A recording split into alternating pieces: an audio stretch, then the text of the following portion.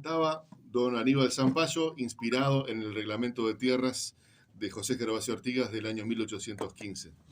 Esa tierra que muchos aspiran sea del que trabaja, termina siendo cada vez más del extranjero, que podrá trabajar o no, y esa es otra discusión.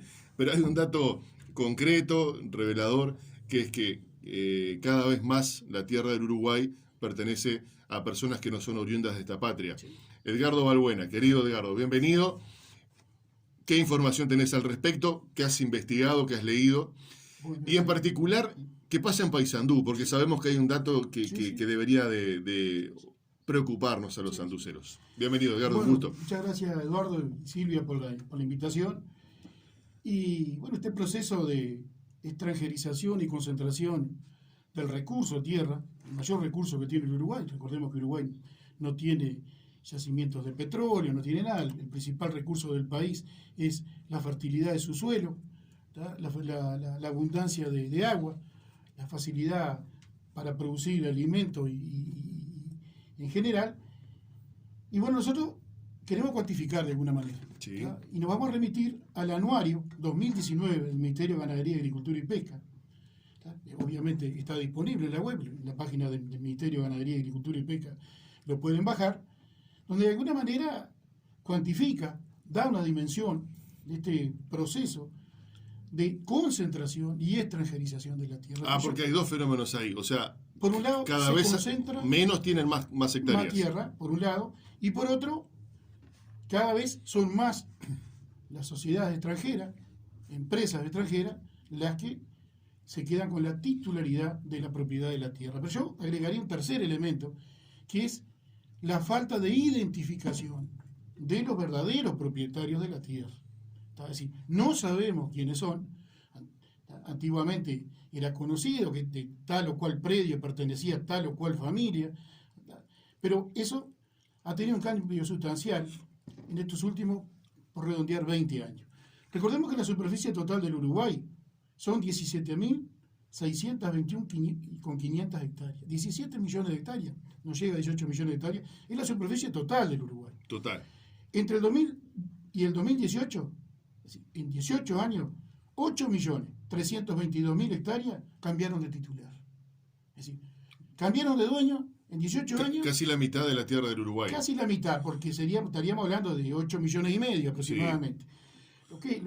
Cambiaron de dueño, pero eso no quiere decir que se hayan vendido a extranjeros. Bueno, es lo que vamos a mostrar acá ahora a partir de los datos de Cambiaron de dueño en un momento en el que la tierra cotiza cada vez más alto, ¿verdad? Sí, tenemos los datos también, Nicolás. Sí. Incluso lo vamos año por año, lo vamos a mostrar. Fíjense que, de acuerdo en ese anuario, hay el cuadro número 6, de superficie vendida y adquirida según la condición jurídica. Fíjense que personas físicas vendieron 5.950.000 hectáreas. Personas físicas, Juan, sí, Rodríguez, Pérez, lo que fuese. Y compraron 3.771.000. Es decir, personas físicas vendieron 2 millones más de hectáreas de las que compraron. Ahí es donde demuestra que hay 2 millones de hectáreas que pasan de un propietario que perfectamente lo podíamos identificar por su nombre y apellido, sí, por seguramente una sociedad anónima. La sociedad anónima vendieron 1.885.000 hectáreas, pero compraron 3.932.000. Es decir, la sociedad anónima también vendieron tierra. Claro. Pero compraron 2 millones más. Donde uno puede decir, es automático. Y uno puede decirse que sí. Es decir, 2 millones de hectáreas indudablemente pasaron de personas físicas a sociedades anónimas. Claro. A sociedades anónimas. Bueno, otras sociedades vendieron 397.000 hectáreas, compraron 456, pero indudablemente este primer cuadro lo que nos dice es que hay un cambio en la naturaleza jurídica de los propietarios de tierra, que pasan de ser personas jurídicas, perfectamente identificables por su nombre, su apellido, por sociedades anónimas, que podemos ver que hay una enorme variedad de sociedades anónimas. Fíjense, superficie vendida, el cuadro número 7, repito, del anuario 2019, Ministerio de Ganadería, Agricultura y Pesca, en el cuadro número 7, superficie vendida y adquirida según nacionalidad. Los uruguayos vendieron 5.335.000 hectáreas y compraron 3.200.000.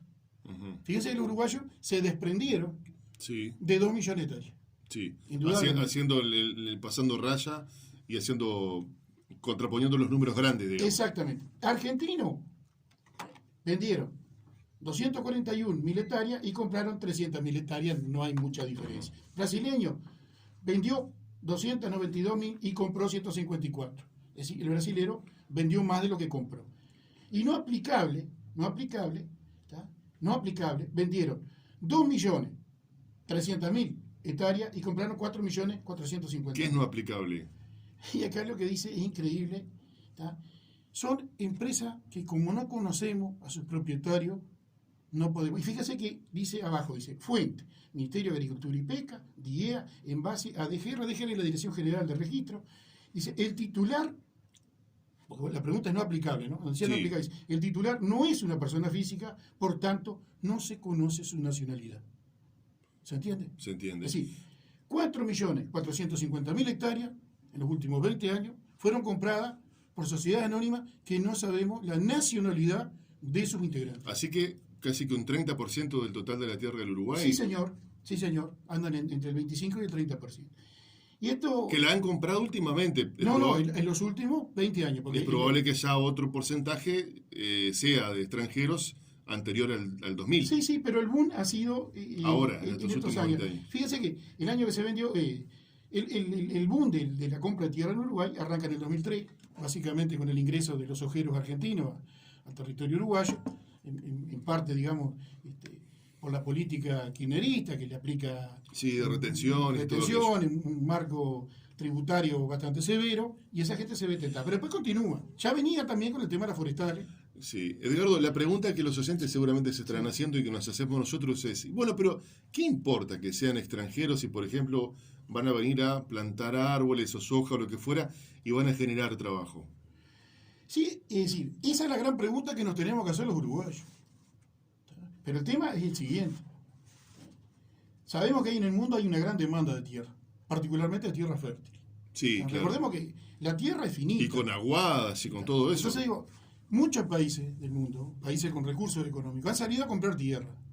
Por ejemplo, se habla de China, por ejemplo, Alemania. A través de Alemania ha salido a multinacionales. comprar, por ejemplo, en Rumania.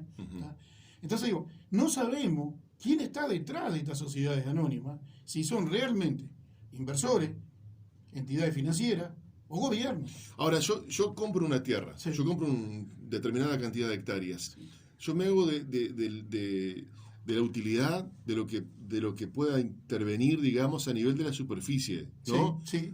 Porque el Estado uruguayo sigue siendo el propietario del subsuelo. ¿Cuál es el límite de eso en metros? No lo sé, yo no conozco. Pero ¿qué pasa, por ejemplo, si hay un curso de agua en las hectáreas donde yo compro? Y hay una ley de agua, pero recordemos que esa ley de agua fue claramente modificada o afectada, por la ley de riego. La ley de riego.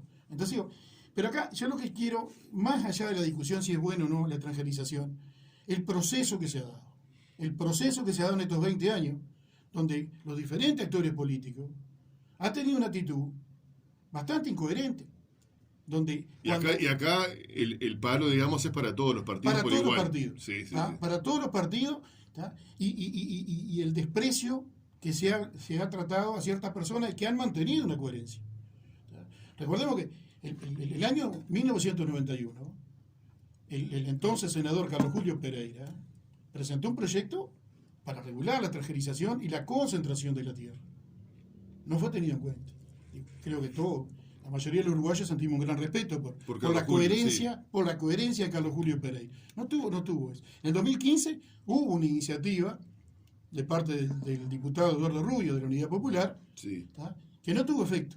Y ahora se da una situación, hoy, por ejemplo, si nos da el tiempo vamos a leer una información del diario El País de hoy, que el Frente Amplio presenta un proyecto de ley tendiente a limitar la extranjerización de la tierra, muy similar, yo diría que el de Rubio era todavía más severo, y que no fue considerado en el año 2015. Y hoy, siendo oposición, presentan este proyecto de ley. Entonces, donde vemos cómo el comportamiento de los diferentes actores respecto a este fenómeno que no es menor, porque una de las frases características para denotar a todos los que estamos de alguna manera poniendo en el debate público la extranjerización y la concentración de la tierra, es que en todo el mundo pasa esto.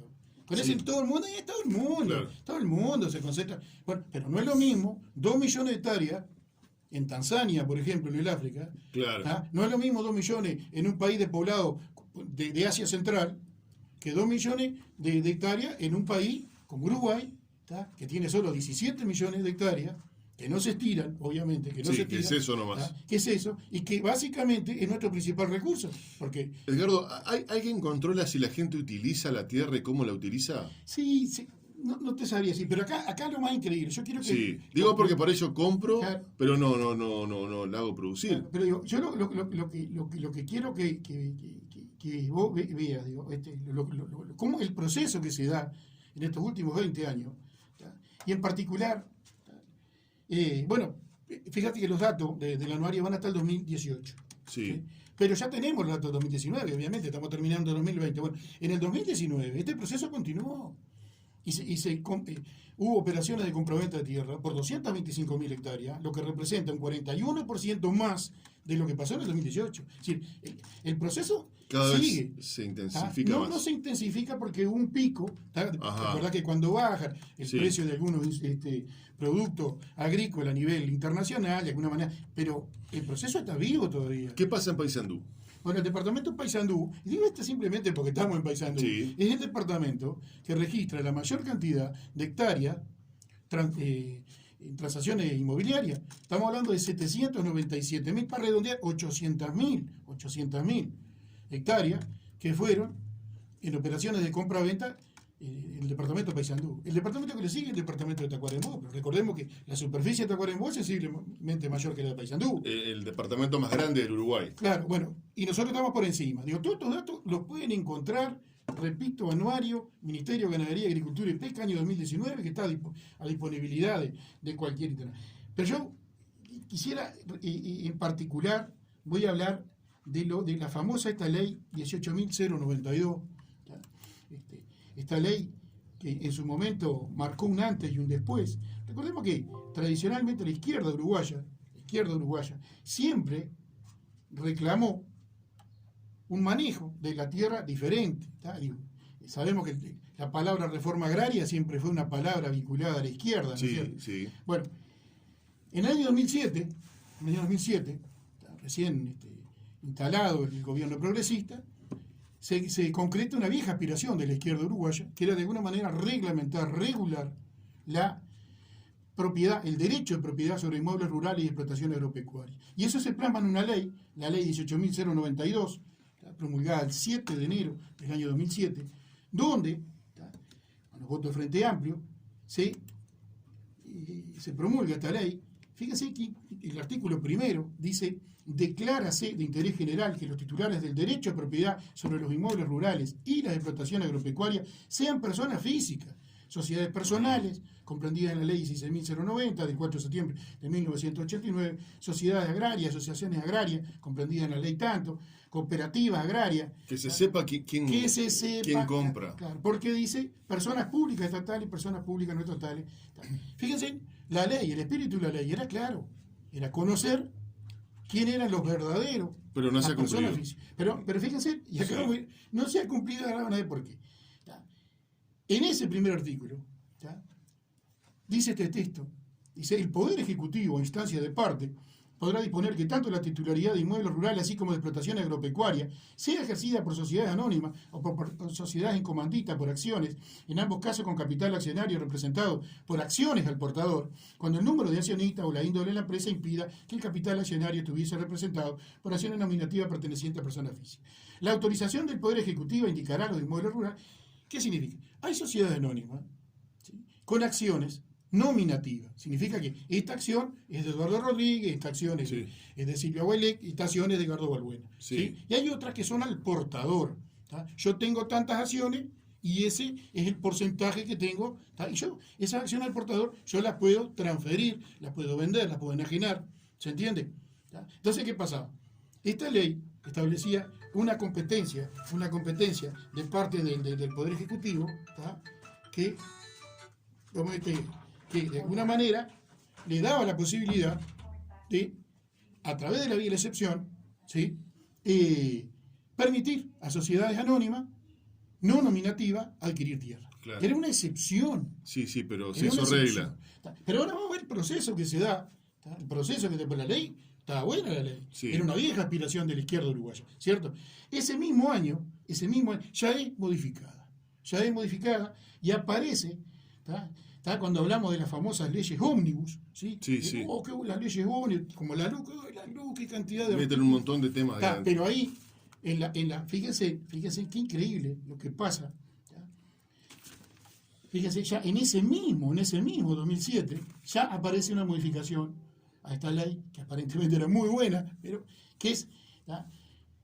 En la rendición de cuentas y balance de ejecución presupuestal, ejercicio 2006, ¿tá? Es la ley 18.172, el artículo 349, un artículo metido por allá entre el montón de esas leyes ómnibus que son, aparece ya una primera modificación, donde amplía las entidades financieras que pueden acceder a tierra, ¿tá?